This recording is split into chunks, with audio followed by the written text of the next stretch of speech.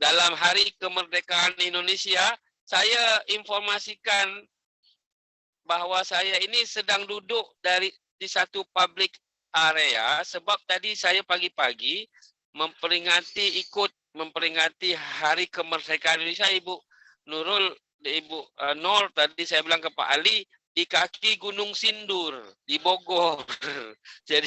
jadi bayangkan dari Bekasi saya pergi jam 7 tadi, sampainya sudah jam 10 lah, 9:30. Jadi ini saya turun dari sana mampir di sebuah restoran.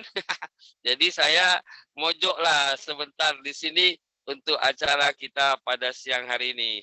Oke, tanpa membuang masa lagi, saya ingin mengingatkan bahwa kalau kita punya program ini, agendanya atau itinerary-nya atau rundown-nya ada 5. Yang pertama, welcoming speech from me as the chairman of ASEAN Lecturer Community. The second, short video from ASEAN Lecturer Community official video by Indah Gumilang, Assistant Professor. Kemudian yang ketiga, kita akan pergi terus kepada pembicara pertama, kepada Ibu Nurul Febrianti dahulu. Kemudian kami mengundang Dr. Nur. Nah, Prof. Ali ini sebagai senior, nah biasanya beliau memberikan satu komen ataupun suatu sharing setelah mendengarkan dari yang muda-muda dulu. Ya, Prof. Ali ya. Jadi kemudian kita baru pergi question answer, dan sebagaimana dulu udah pernah juga Dr. Nur dan juga Ibu Nurul, jadi Nur dan Nur bahwa after every speaker kita ada sedikit 1-2 minit video refreshing. Okay, we start with the pray first. Mari kita mulai dengan berdoa menurut keyakinan masing-masing. Berdoa dipersilahkan. Bismillahirrahmanirrahim. Terima kasih sekali lagi dalam ucapan welcoming ini saya menyambut baik dan gembira hati ketiga orang yang akan menambah ilmu pengetahuan kita bersama sudah di Zoom, dan kepada partisipan baik dari Sulawesi, dari Jakarta, mungkin sebagian ada dari Malaysia, dan biasanya kami juga menginformasikan kepada teman-teman di Thailand, di Brunei, di Singapura. Tapi kita tahu bahwa Indonesia sekarang pun banyak cuti kuliahnya, Malaysia juga saya tahu sedang cuti juga. Karena itu pembicaraan kita ini ada recordednya dan akan tetap diupload di YouTube untuk boleh diikuti oleh yang lain. Oke, itulah sambutan saya sekaligus ucapan terima. Dan the second agenda adalah kita mendengarkan jemput terus kandidat Dr. Nurul Febrianti SPD MPD untuk sharing dalam tema Education, Cultural, and Social Pathology. Ibu, masa 30 menit, time is you now. Please, silakan. Terima kasih Pak Tapi Syahrul Reza. sebelumnya Ibu harus bilang dulu, merdeka, merdeka. Merdeka. Merdeka. Iya. Selamat merayakan ulang tahun kemerdekaan bagi teman-teman semuanya. Alhamdulillah kita sudah masuk ke usia 77 tahun, Indonesia merdeka, dan semoga semangat kebangsaan dan cita tanah air kita tetap tetap ada di jiwa dan raga gitu ya, Bapak dan Ibu semuanya. Dan hari ini kebetulan juga bertepatan dengan agenda yang memang sudah dijadwalkan oleh community ini untuk kita sama-sama masih belajar dan diskusi. Mungkin kalau beberapa teman-teman di Indonesia sedang libur, tapi ya kita bisa mengambil waktu sebentar untuk saling sharing. Mungkin saya hanya akan Pak dan Ibu memberikan sedikit pandangan terkait dengan apa yang sudah dijadikan tema dalam pertemuan pada hari ini, yaitu terkait dengan education, social, culture, and social pathology. Yes, right. Izinkan saya share. Oke, firstly, sangat clear, sangat jelas. Oke, background education saya memang dari pendidikan kewarganegaraan atau citizenship education or civic education.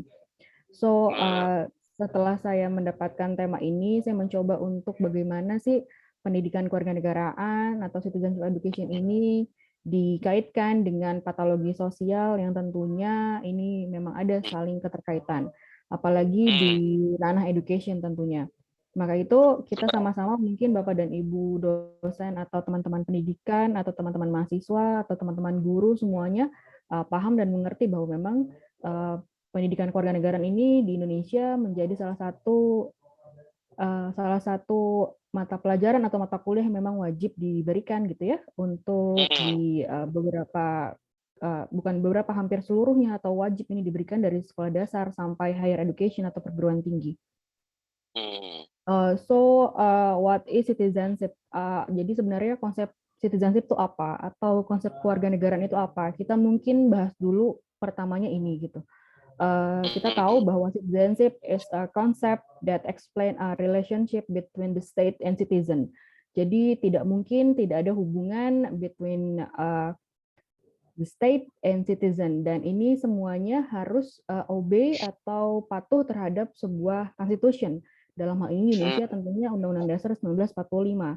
Jadi kita akan mengerti bahwa citizenship ini or citizenship concept ini adalah implies that citizen are the status of the state. Kita memiliki status sebagai warga negara Indonesia.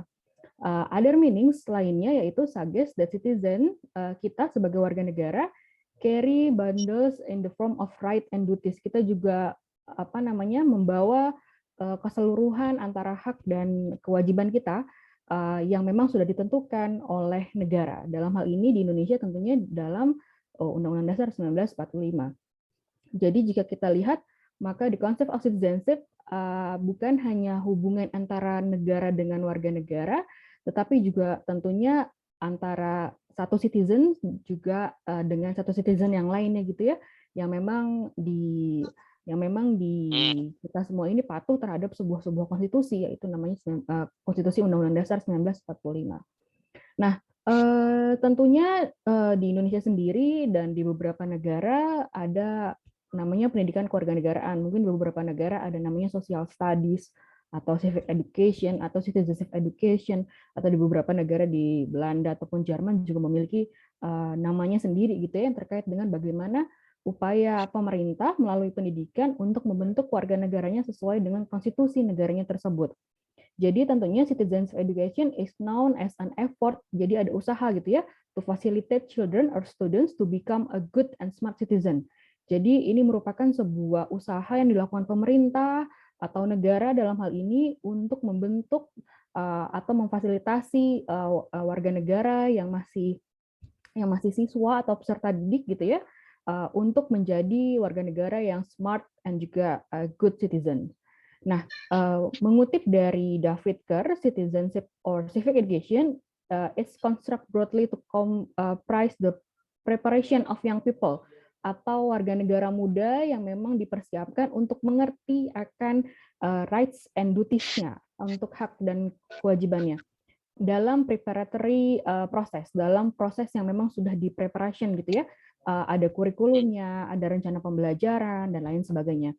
It indicated that preparing citizen who understand and have social skills, memiliki skill-skill sosial must be done in the learning process. Jadi dalam prosesnya, dalam proses pembelajaran tentunya guru dalam hal ini dan juga kurikulum tidak lupa mengintegrasikan bagaimana skill-skill yang harus dimiliki oleh nantinya para peserta didik ini that has been prepared in the form of a school curriculum. Jadi tentunya dari kurikulum sendiri pun sudah haruslah dibentuk atau meng-create kurikulum yang nantinya goals-nya adalah membentuk warga negara, dalam hal ini young people atau si siswa ini menjadi warga negara yang mengerti akan hak dan kewajibannya sebagai warga negara, dan tentunya juga menjadi good and smart citizen.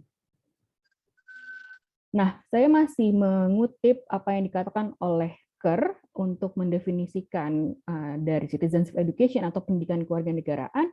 Dia menerapkan ada 3 konsep menjelaskan education about citizenship, education through citizenship, dan education for citizenship. Yang pertama terkait tentang about gitu ya. Education about citizenship focuses on providing students with sufficient knowledge and understanding of national history and structure and processes of government and political life.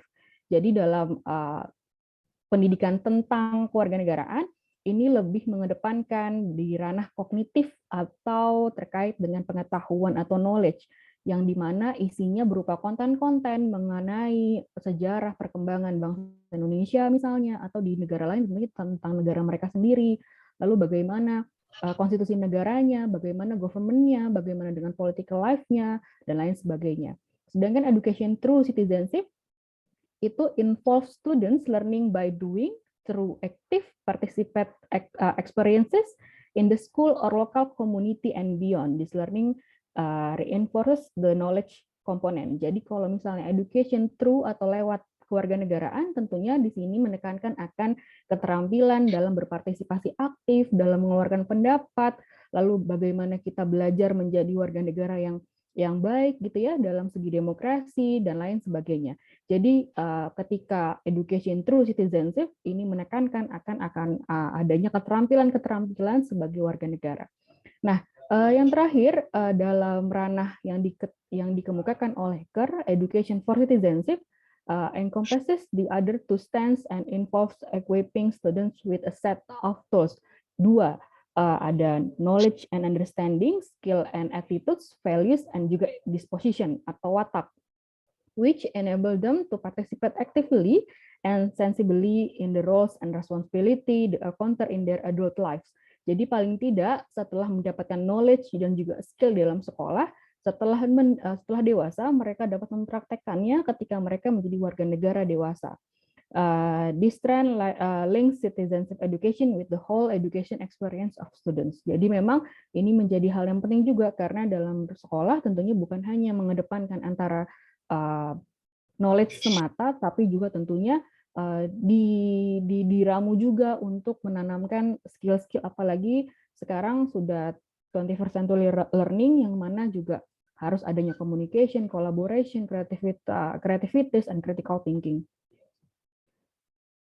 Next, jadi gimana pola citizenship di Indonesia? Tentunya kita merujuk pada undang-undang atau juga peraturan atau kebijakan yang memang juga ada di Indonesia.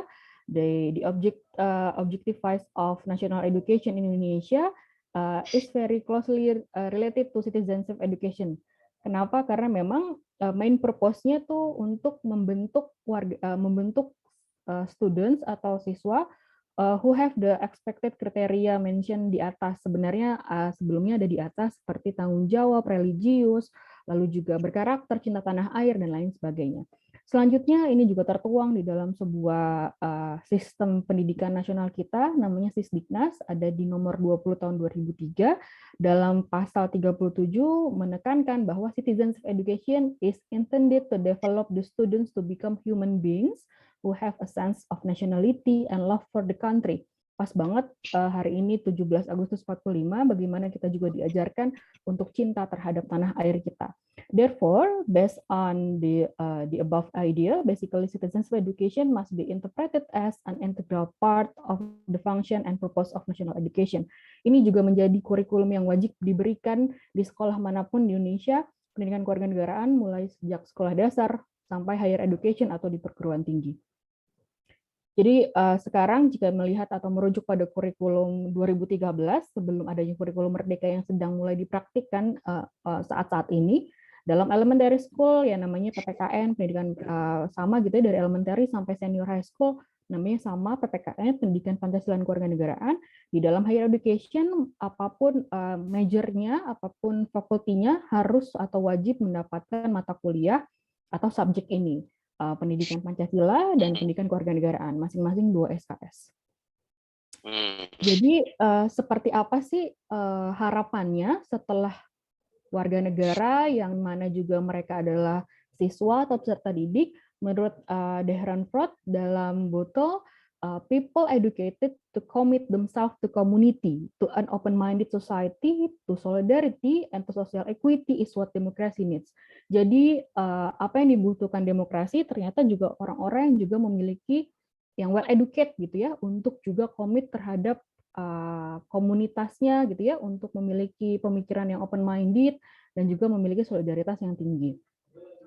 Nah, next kita akan hubungkan pada sosial patologi. Mungkin Bapak dan Ibu tahu apa yang dimaksud dengan patologi, bahwa memang ini merupakan sebuah ilmu tentang gejala-gejala sosial yang disebabkan oleh faktor-faktor sosial itu sendiri. Ini sangat sosiologi gitu ya. Ini apa namanya, teori-teori sosiologi banyak yang memang dibahas dalam patologi sosial. Karena kita tahu menurut dari bahasa Yunaninya, pato itu atau patos sendiri berarti penderitaan atau penyakit. Maka secara definisi kita bisa dapat lihat berarti semua tingkah laku yang bertentangan dengan norma kebaikan, stabilitas lokal, ataupun norma kesusilaan, norma agama, everything merupakan pola kesederhanaan, moral, hak milik, solidaritas kekeluargaan, hidup rukun, bertetangga, disiplin, kebaikan, dan hukum formal yang berlaku. Ini dilihat dari segi perilaku seseorang itu tidak memiliki atau tidak memiliki karakter untuk menjadi warga negara yang baik gitu ya dalam lingkungan sosialnya. Nah, lebih singkatnya, patologi sosial adalah ilmu pengetahuan yang membahas tentang bentuk gejala sosial yang dianggap tidak baik atau sakit gitu, sehingga perlu untuk segera diperbaiki. Atas alasan itulah kajian ini sangat dekat dengan jenis penyakit sosial. Misalnya ya seperti korupsi atau diskriminasi, rasisme, dan lain sebagainya.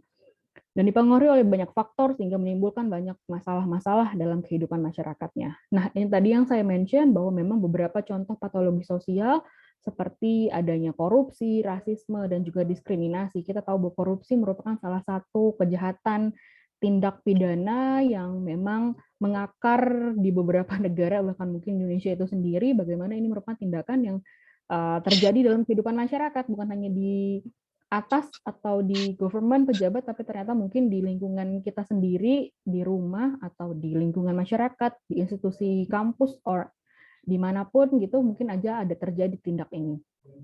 Tidak sesuai dengan berbagai peraturan, norma, maupun nilai-nilai yang ada di kehidupan masyarakat itu sendiri. Nah, selain itu juga, korupsi juga disebut sebagai istilah-istilah seperti pencuri, penggelapan, penipuan, dan lain sebagainya. Racism juga salah satu patologi sosial yang yang sangat serius untuk kita gaungkan, karena rasisme di Indonesia maupun di beberapa negara masih ada, dan ini nyata adalah tingkah laku seseorang yang selalu membeda-bedakan suatu golongan atau ras tertentu atau agama tertentu atau culture budaya tertentu gitu, yang tidak mau untuk bersikap toleran atau menghormatinya karena ada perbedaan tersebut. Sehingga memang menimbulkan berbagai tingkatan kelas sosial akhirnya dalam kehidupan kita dalam bermasyarakat. And the last one dalam contohnya, walaupun ini bukan kesemuanya, tentu banyak patologi sosial yang mungkin bisa dibahas, namun diskriminasi juga menjadi salah satu hal yang perlu kita perhatikan, apalagi dalam dunia pendidikan, adanya bullying, adanya kekerasan berbasis gender misalnya, atau kekerasan seksual juga, dan lain sebagainya. Ini juga bisa masuk dalam ranah diskriminasi. Diskriminasi itu terjadi juga pembedaan lingkungan sosial bermasyarakat karena beberapa faktor yang mempengaruhi, seperti adanya masalah kesetaraan gender tadi yang saya katakan, karena kita baru saja juga di Indonesia sebagai info mengesahkan undang-undang kekerasan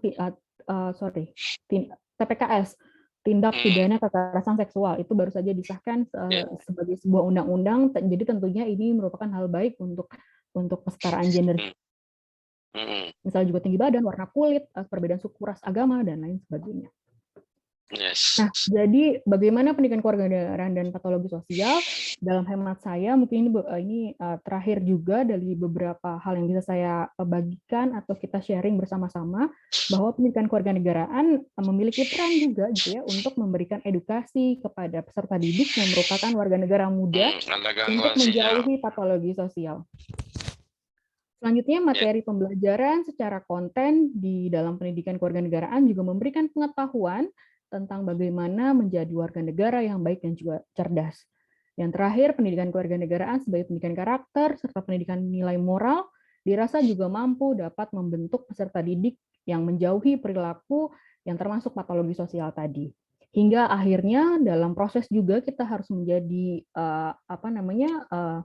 concern juga untuk dalam proses pembelajarannya menjadi penting peran-peran yang memang harus dilakukan, seperti stakeholder, kurikulum dalam sekolahnya atau kampusnya, lalu juga gurunya atau dosennya sendiri, untuk melakukan proses learning-nya itu, learning prosesnya juga tertuju pada hal-hal yang jauh dari patologi sosial. Seperti kita harus aware terhadap model apa yang digunakan, atau metode pembelajaran apa yang digunakan, strategi atau pendekatan pembelajaran apa yang bisa kita lakukan atau kita gunakan untuk menyampaikan terkait hal-hal yang patologi sosial tadi. Terima kasih Bapak dan Ibu, mungkin hanya itu yang bisa saya sampaikan secara singkat. Terima kasih, mungkin selanjutnya kita bisa sharing-sharing. Baik, terima kasih Ibu Reza. Kayaknya kalau saya ikut kuliah, saya nggak mau keluar kelas deh, artinya karena ngajarnya sistematis banget ya, jadi enak didengar dan penting kata Tempo ya, enak dibaca dan perlu. Oke, good sharing. Kita sebelum pergi ke Dr. Nur Mohira, if the second speaker, time is you right now, you are the co-host around 30 to 35 minutes, please. Jadi nanti Pak Ali boleh menyanyikan kembali lagu Preman itu di akhir acara ya. Iya. Tom Preman. Nanti saya nyanyikan, Prof. Wow, very clear. Interrelationship, leadership, and okay, is it clear? Very clear, very clear. Very clear. Okay. So my topic today is about the interrelationships of leadership and the postgraduate life journey. I don't know who is the actually the exact participant for this program, undergraduate or postgraduate? There is degree, there is master student too, no problem. Okay, so no problem. Okay. Of course, there are some lectures here. There are some. Some lecturers. Okay, good. So I am Dr. Myra. I am the Deputy Dean from the School of Leadership, the RB Highcom University of Automotive Malaysia. So actually, what is the School of Leadership doing? Actually, beside teaching in the university, I also the one who is responsible develop the leadership program for the subsidiaries of the RB Highcom company. Okay, so I am the one who developed the training module for the improve the leadership skills among the employees. Okay, so that is the reason why I want to bring up this topic today to the students. Okay, so first of all, I would like to introduce myself first. I graduate my PhD since 2019 in the social science study. Okay, so currently I'm working as a lecturer at the Faculty of Business and Deputy Dean at the School of Leadership. And here I like to share where is my map. Okay, where is our DRB Highcom University location? If you can see from the screen, it is 5 hours from Kuala Lumpur. It is in the state of Pahang. Okay, so the Kuantan area is for me is good town. I live here, I think around 30 years plus already. So this is good place for me. Okay, so I think is there nearby UIA Kuantan? Yes, it's near, but I think 40 minutes from UIA Kuantan. So Tuan Syarul Riza already reached UIA Kuantan? Yes. So you already come to UIA Kuantan? Yeah, because my daughters study in UIA Kombak, the Ropo connecting campus in Kuantan too. Oh, okay. Okay, good. That is a good place for study also, UIA, University Islam Antarabangsa. Okay, so today I like to share about the contents. The first I will share with you the introduction of the importance of the interrelationship of leadership and the postgraduate study, means the objective to have a leadership quality in yourself. And the second content would be a basic leadership quality for students, okay, that you must have, okay, in order to be a future leader one day. And the third one, I will share with you step by step the activities that you can do to develop the leadership during the postgraduate life. Okay, and then I think this sharing session maybe take 20 to 30 minutes. Okay, so first of all, the objective of the leadership.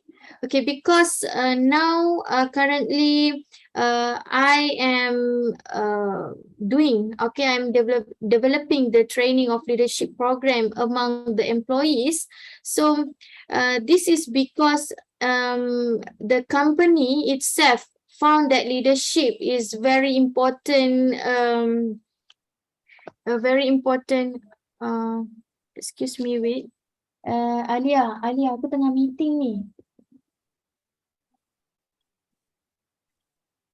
Okay, aku tengah meeting sebenarnya. Okay, bye. Okay, sorry, my colleagues. Okay, so the leadership objective means that even at the staff age, employees age, it has a lot of the staff that still not have a power in the leadership skills. Okay, they have a lot of things to learn. Okay, but actually as a student we can develop these skills since become a student. Okay, no need to wait until you become employee and you can develop it from now. Okay, so why it is very important? Because when the student learn about the leadership skill means that they learn to the art of building the relationship with the teams. Okay, they can define their identity to be a leader but not follower, and they can learn how to complete the task, okay, successfully.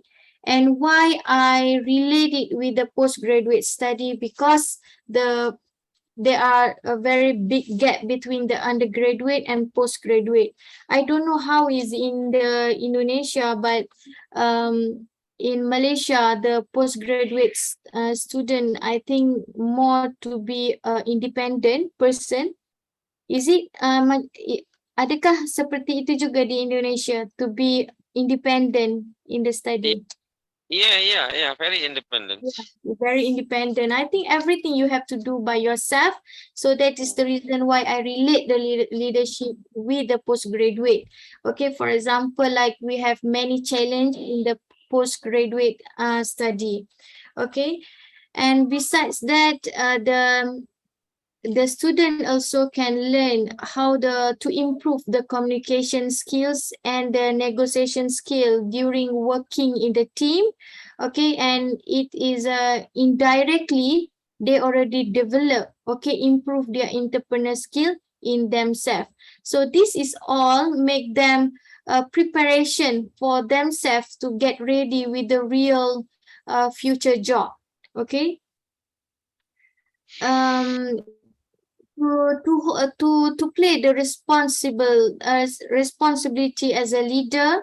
Okay, it's not only you. When we talk about the leadership, we always think about a leader have to create followers. Okay, leader have to give guideline to the followers, but the most important one is be a leadership is the first one. You have to be leader for yourself first, then you can be a leader for other people.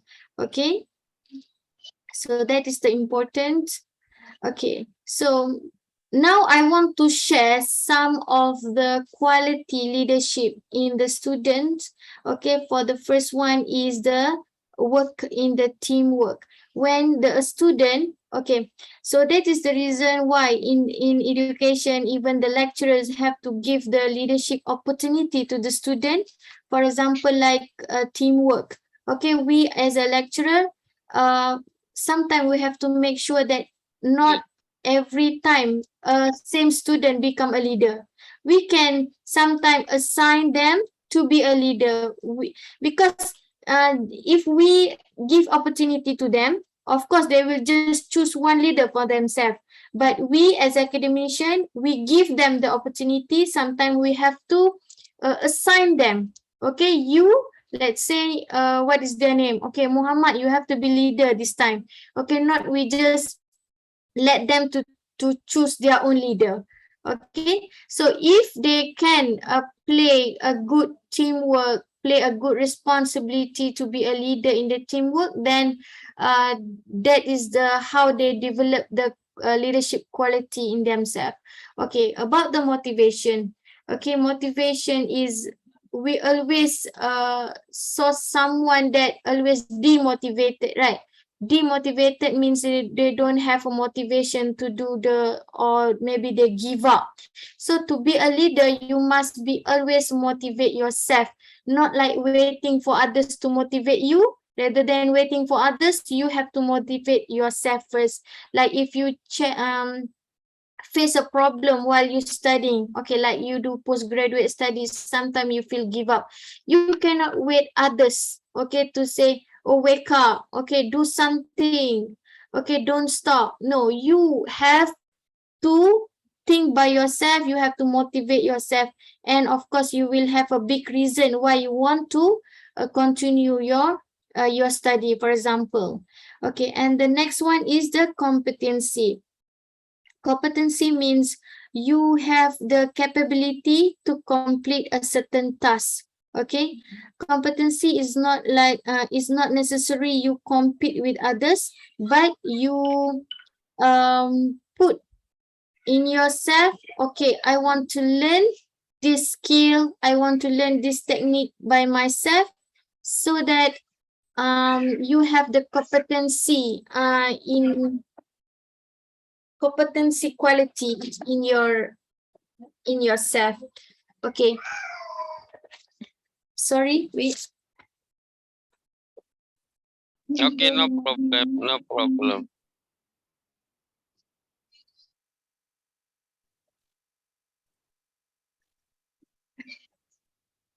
Okay, so No and problem. sorry, because No today problem. actually I'm outstation, I'm at Kuala Lumpur, so I bring my family. Usually I every day in the office. Okay. Okay, smart mom is okay, good. Okay, and leadership quality, you have to improve yourself skill. We have a lot of skills that we can learn actually. Okay, skill of writing, skill of communication, right? So as a student, you have to find what skill that you want to improve in yourself.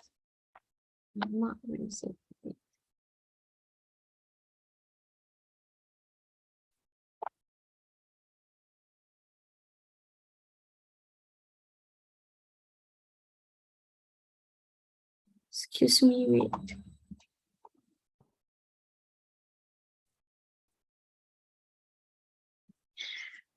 Okay, I don't know why the points.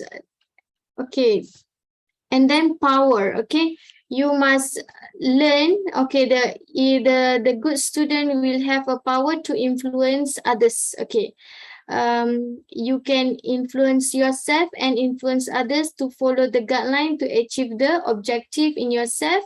And then the support leader, okay, the support leadership quality, you can support others means you can support your team members to complete the task, okay, to give them the guideline how to do the right things. Okay, so yeah, that is the sum of the leadership quality for the student that you must learn.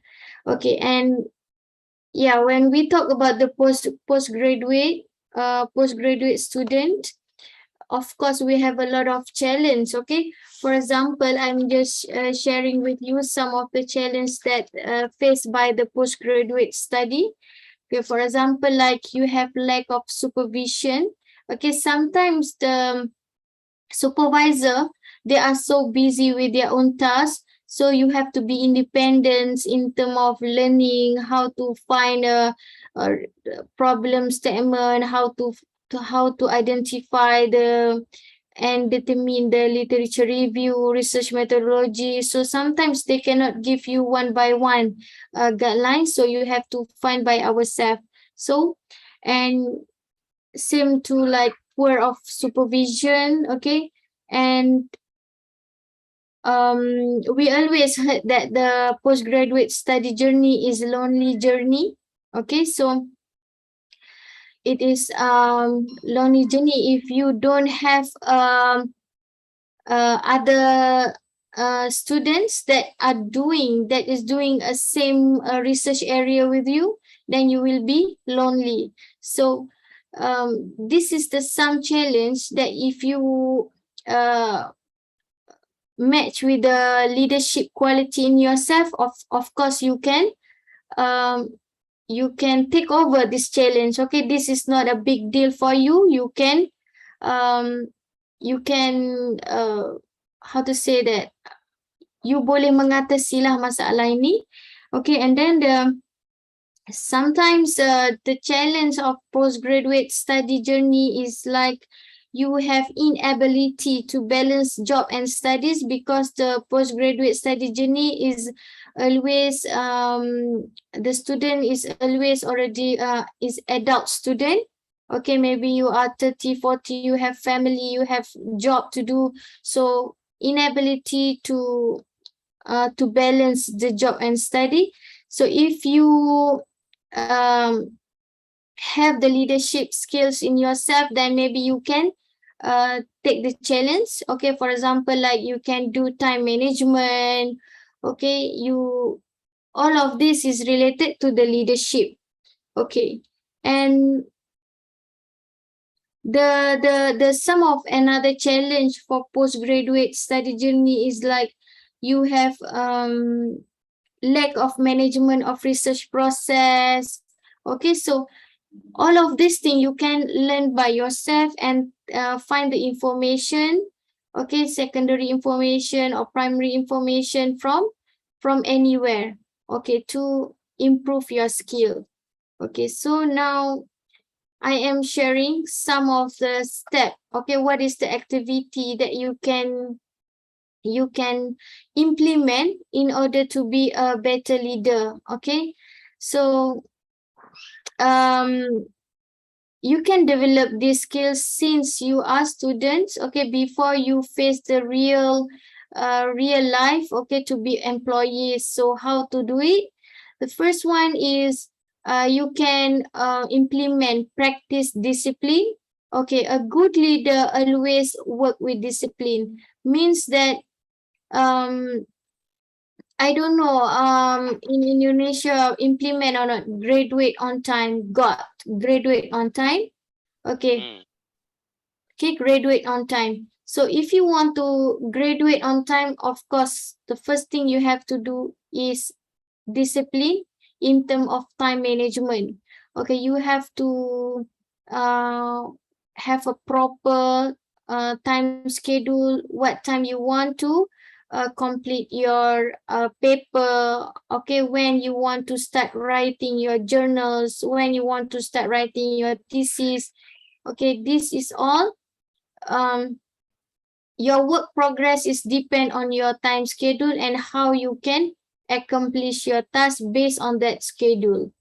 Okay, and the second one is you can take on more projects. Okay, don't be afraid of trying the new things. For example, like you can become a good leader by taking the responsibilities. Okay, you have more responsibilities, means you have more work experience you get, and hence you become a good leader in the future. For example, like if you stay in the hostel, okay, if you work in the faculties members, then try to take the responsibility. Sometimes you can ask your supervisor what else you can learn, what project that you can get involved so that you can learn something new. Okay, and the next one is learn to follow. Okay, follow some great personalities. It will motivate you. Okay, sometimes we are human, right? So sometimes we are demotivated also. Okay, sometimes if have challenge happen, then we become upset. Okay, so then you must have your own model. You have your own ideal.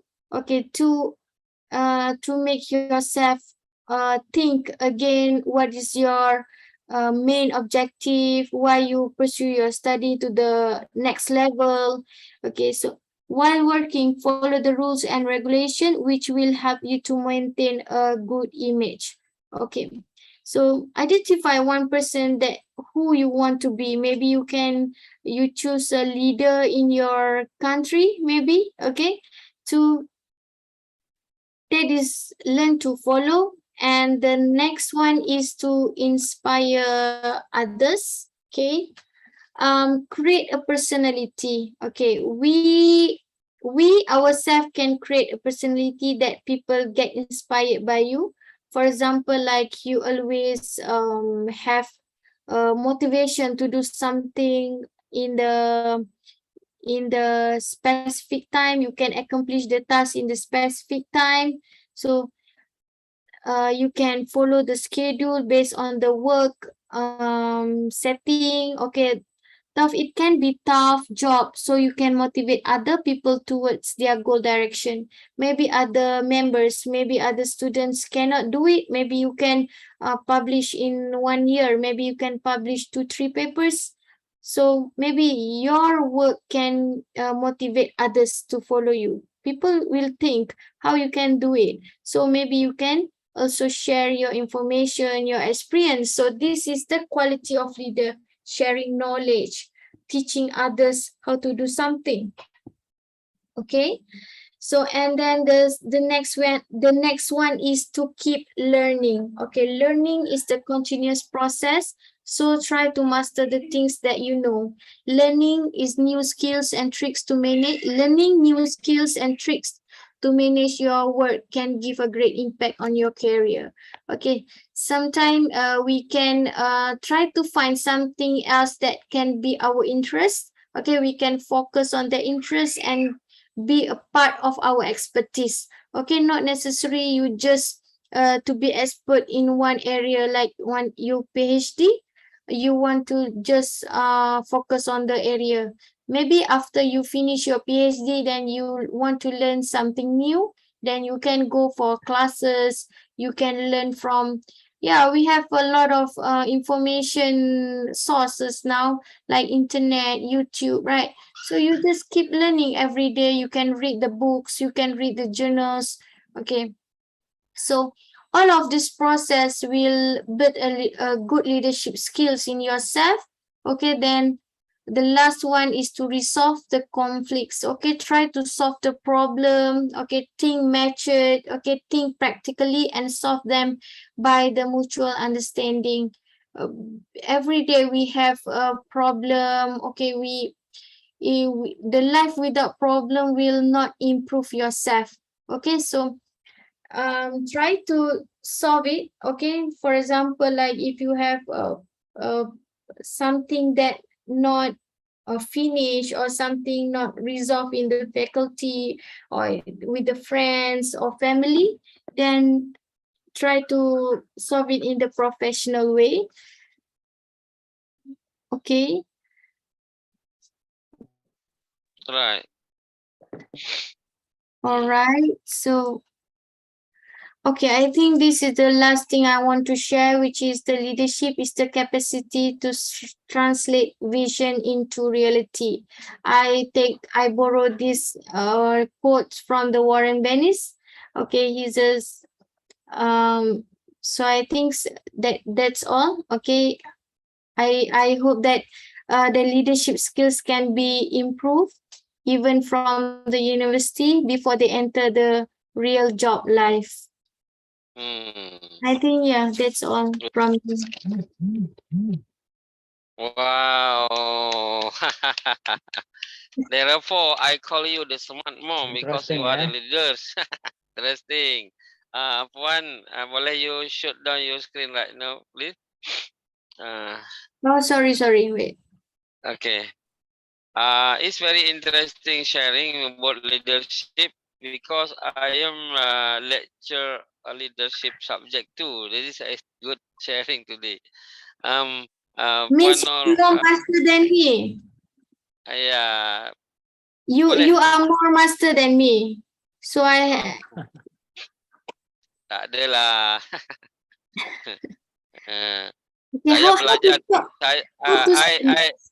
Hey, thank you very much to Prof. Reza, my friend, my close friend. Mana Prof. Ali sudah hilang. Prof. Ali ini Director Pasasi Zwazah dari College University Islam Negeri, Puan, dekat Makassar. Dia Director of Pasasi Zwazah. Tapi macam dia sudah terlempar, ada persoalan internet kot. Okey, sambil menanti dia comeback, saya ni sudah dihantar pertanyaan, question kepada Dr. Nur Mahirah dan juga kepada Dr. Nur Febrianti, tapi Dr. Nur Febrianti apologize to you because dia ni ada satu counseling yang dia sukar nak reschedule. Karena itu dia kata pertanyaan dekat dia suruh baca, nanti dia akan jawab direct tu yang bertanya. Tapi ini ada recordednya, jadi boleh nanti dihantar dekat dia. Tapi sebelum saya bacakan pertanyaan untuk Dr. Nur, kita dengar dulu Prof. Ali sudah comeback right now. Silakan Prof. Ali. Tadi macam Prof. Ali pergi menghafal lagu Preman dulu macamnya, karena dia nak show nanti. Prof. Ali, ada masalah dengan Udify ke? Boleh, sila Prof. Ali. Hilang. Okey. Macam mana Prof. Ali? Boleh suaranya? Belum dengar lagi.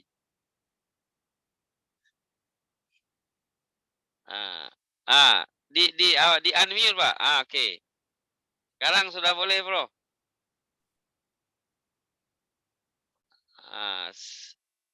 Cek. Itu sudah tutup lagi, sudah mute. Kembali ke unmute, Prof. Klik sekali lagi biar unmute. Itu masih mute lagi. Itu dia. Dah mute lagi. Balik lagi ke unmute lah. Itu dia. Silakan Prof. Ali, boleh cek tone.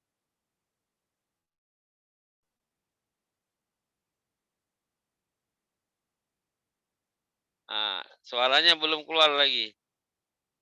Mute lagi. Kang Indah, kenapa itu mute, unmute. Mungkin tidak perlu pakai itu, Prof.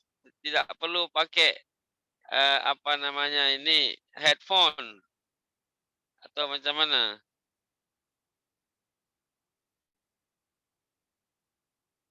Nah, boleh Prof. Ali. Suaranya. Coba. Cakap, Pak. Saya mau copy. Oh, sukar dia nak. Ada dua di bawah, satu lagi connect nih. Pakai dua. Dua apa? Nah, itu yang. Oke, Pak Faiz ini. Nah, itu yang silakan. Silakan, Bro. Baik, sorry for this unstable signal ya. Oke, in Bugis, in Bugis there are some local wisdom, some local wisdom. But in the Buginese tribe, in the Buginese principle, the education is very important thing for their life. Jadi orang Bugis itu, the people for the Bugis, they are very same if they don't go to the school. The children must go to school, even everything happen or on their family. They can sell out of the stuff, the result of the garden, and to pay for their education. Jadi orang Bugis itu punya kecintaan pendidikan yang tinggi, sehingga nilai-nilai pendidikan itu sangat berarti di masyarakat. Ya, seperti itu. Nah, saya mengaitkan tadi dengan Mbak Nur yang Febriani tadi bahwa ada hubungan antara rakyat dengan negara, the relationship between the nation and the citizen. Yes, of course, very important thing. Because the education wants to make the people can be smart, want to make the people can love their nation. Jadi pendidikan itu punya tujuan memproduksi manusia-manusia yang mencintai negaranya. Tapi ini sosial patologi di sini. Artinya the pathology happen if the people need to be smart but they don't go to the school. Ya. Rakyat ini mau pintar tapi tidak mau bersekolah. Inilah yang saya sebut dengan post-smart syndrome. Di era digital sekarang ini banyak orang mau jadi kaya tapi tidak mau bersekolah atau tidak mau bekerja. Jadi lompatan-lompatan tidak logis inilah yang disebut dengan social pathology. Artinya penyakit-penyakit yang tidak bisa habis di tengah masyarakat, apalagi dikaitkan dengan budaya-budaya lokal yang ada, terutama di masyarakat Bugis ini. Si pemikirannya itu, pendidikan itu tinggi, tapi untuk the needs of the life, they are temporary situation.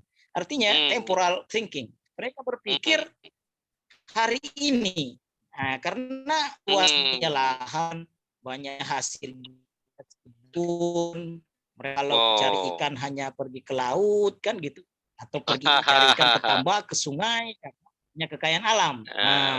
Jadi sebenarnya saya minta maaf ini Prof, saya mau share screen tapi saya punya mikrofon ini kayak nggak berfungsi. Tadi kok bagus ya? Apa-apa, Bapak by lip saja, tapi kita bisa paham.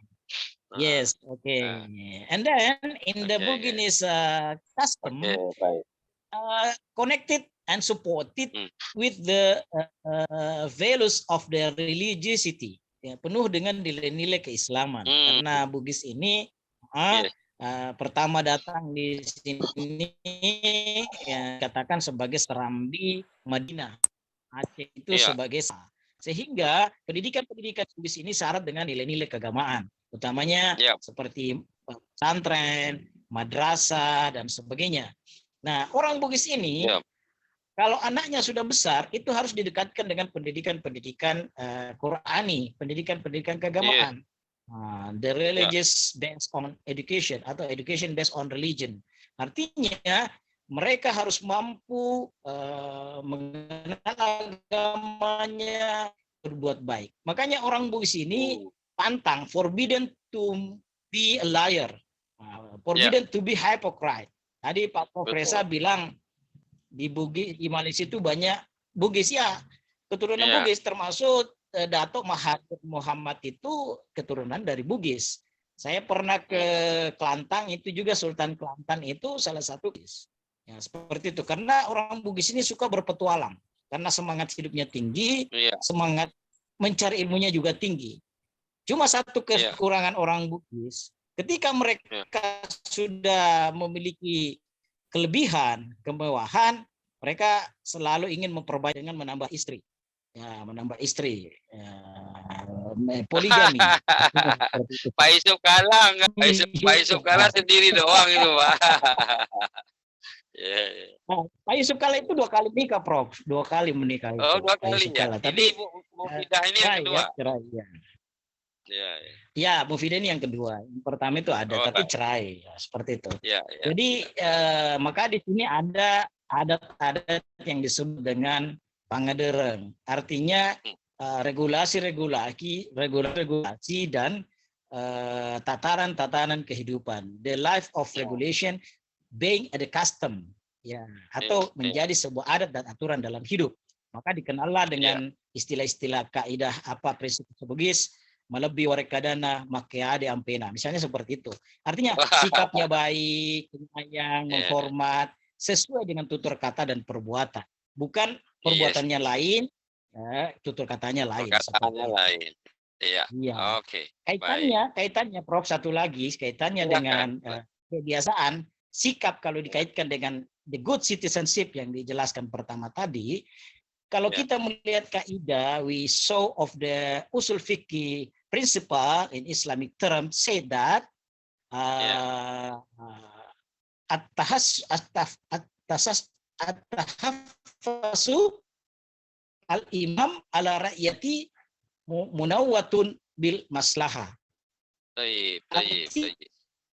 Seorang pemimpin itu jika membuat kebijakan pasti akan memberikan manfaat. Makanya oleh rakyat itu sekolah di satu bangsa kemudian membenci negaranya. Nah, itu saya setuju dengan pembicara pertama tadi, Ibu Nurul Febriani, harus mencintai bangsa dan negara. Inilah ada hubungan relation between citizenship and the state. Ada hubungan antara negara dan rakyatnya. Mantap. Okay, thank you, Prof. I think that's all. Wow. Saya interesting Prof. Ali selalu berhasil menemukan benang merah di antara presentasi itu, memang menunjukkan intelektual yang berkualiti itu, Prof. Tak semua orang bisa menyambungkan. Jadi Prof ini saya mengingatkan kawan saya di UMI, Associate Prof Nusran namanya. Mungkin kenal nggak? University Muslimin Indonesia, itu kawan saya juga, baru ini dilantik sebagai halal centernya UMI Makassar. Oke, Prof, nanti Prof tolong nanti menjawab pertanyaan untuk Ibu Nur Febrianti, karena beliau ini ada bimbingan sehingga meminta diri awal. Nanti pertanyaan saya baca, Prof jawabkan, nanti beliau jawab langsung, lain lagi ke yang tanya, Prof jawab di Zoom ini. Oke, saya bertanya, membaca dulu pertanyaan untuk Dr. Nur Mahira. Halo Dr. Nur Mahira, ayu boleh copy tak? Ini pertanyaan lewat email. I will to read for you if you are available right now. Oke, Dr. Nur Mahira, ayu copy me ya. Oke, boleh dengar. Ini pertanyaan dari Izal. For Dr. Mahira, Nur Mahira, dalam 2 pertanyaan. Very interesting topic regard interpersonal ship of leadership postgraduate life, especially about leadership. I have some person as my friend in Malaysia. Pardon me, I not look yet. Government Malaysia very interesting good policy to develop young leader. Therefore, I look a very limited young person as potential leader in Malaysia. I look like as Encik Khairi, dia kata, and Sadiq too. But usually in a second layer and full pressure from all the politicians. What you think regard this phenomena? Macam dia tanya pelik sikit. Pelik ini pertanyaannya ini. Okey, tapi satulah. Yang kedua dia tanya pula. Yang pertanyaan dia tanya, in your presentation there is a teamwork as item of leadership concept. Apa dikatanya? Okay.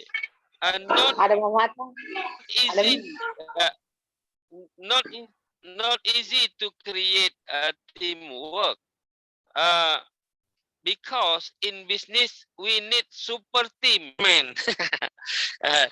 Therefore, how can to create the super team to develop business?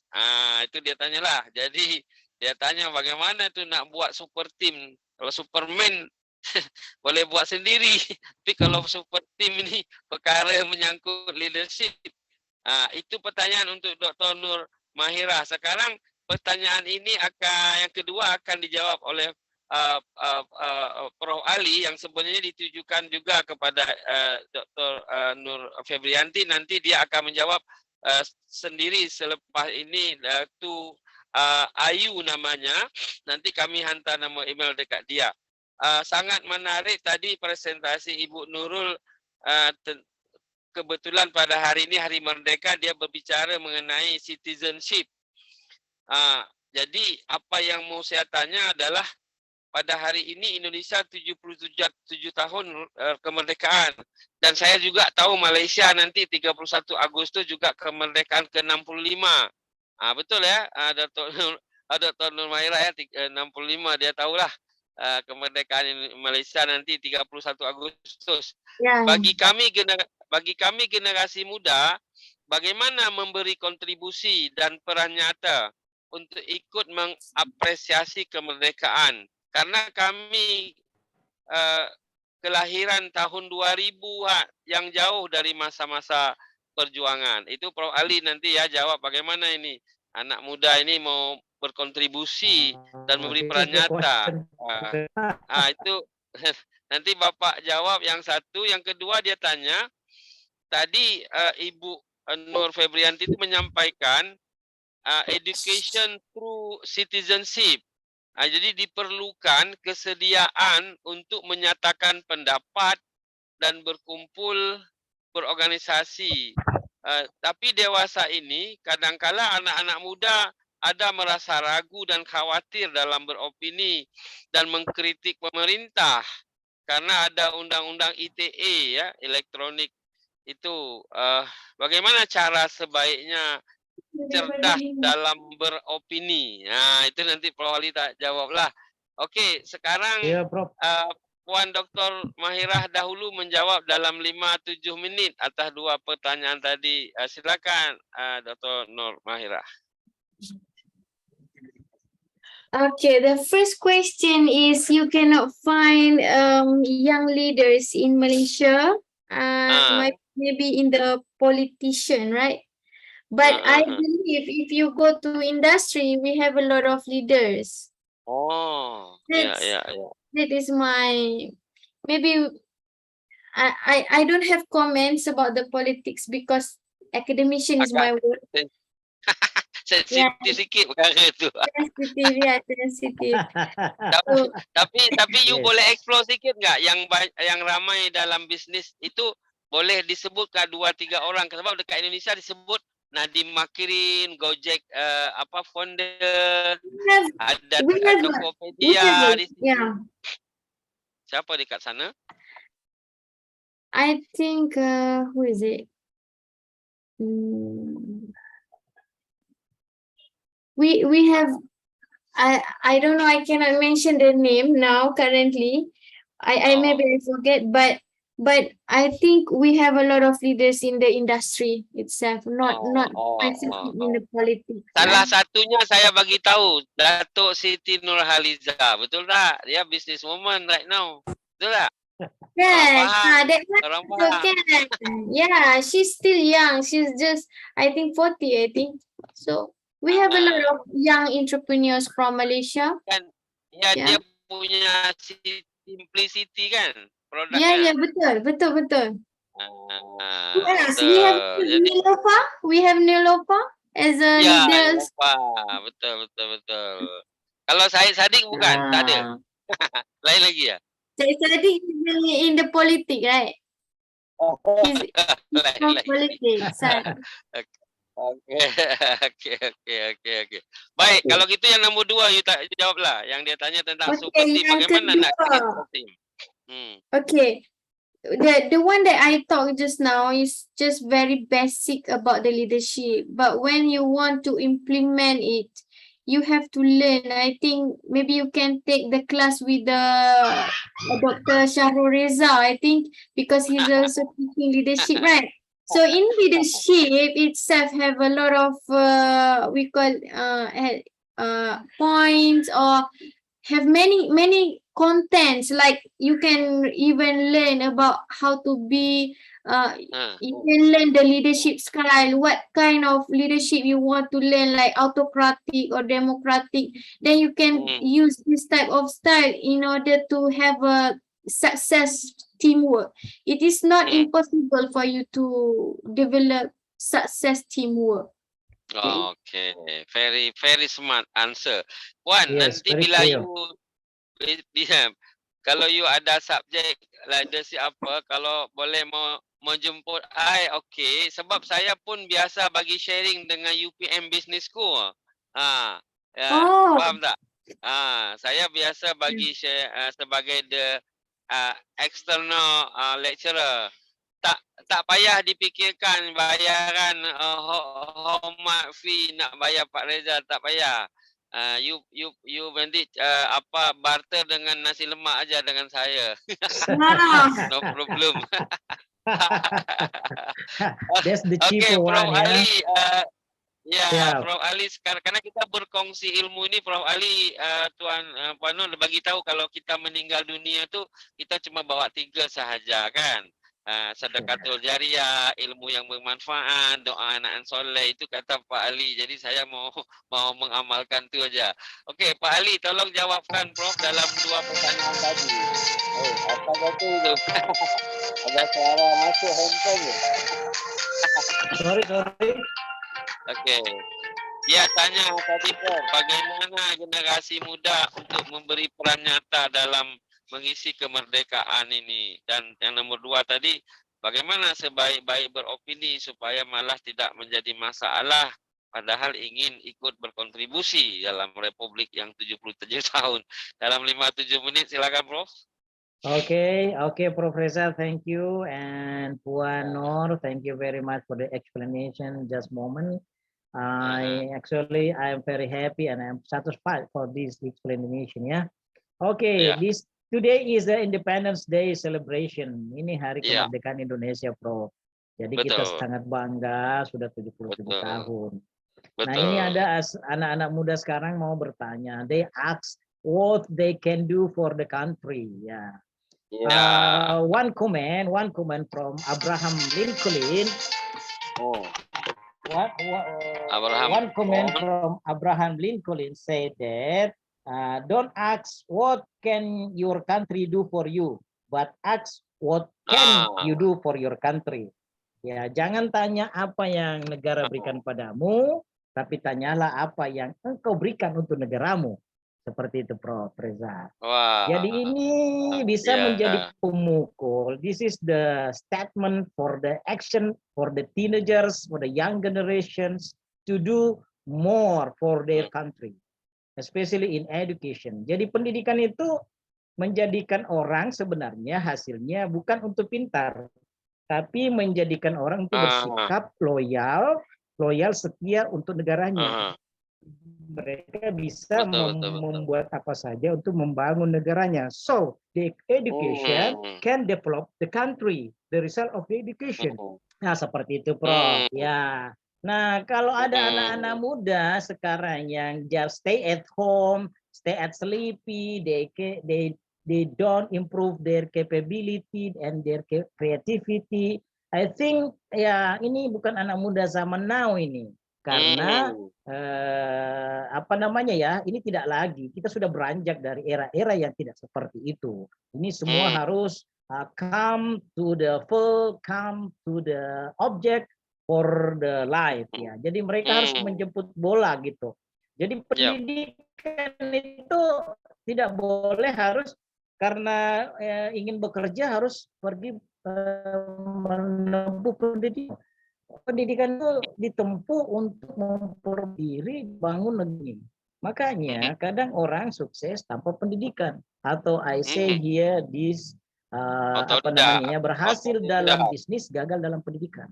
Nah, berhasil dalam bisnis, gagal dalam pendidikan. Kalau sesama kita nih, Prof, berhasil di pendidikan, gagal di bisnis atau dua-duanya.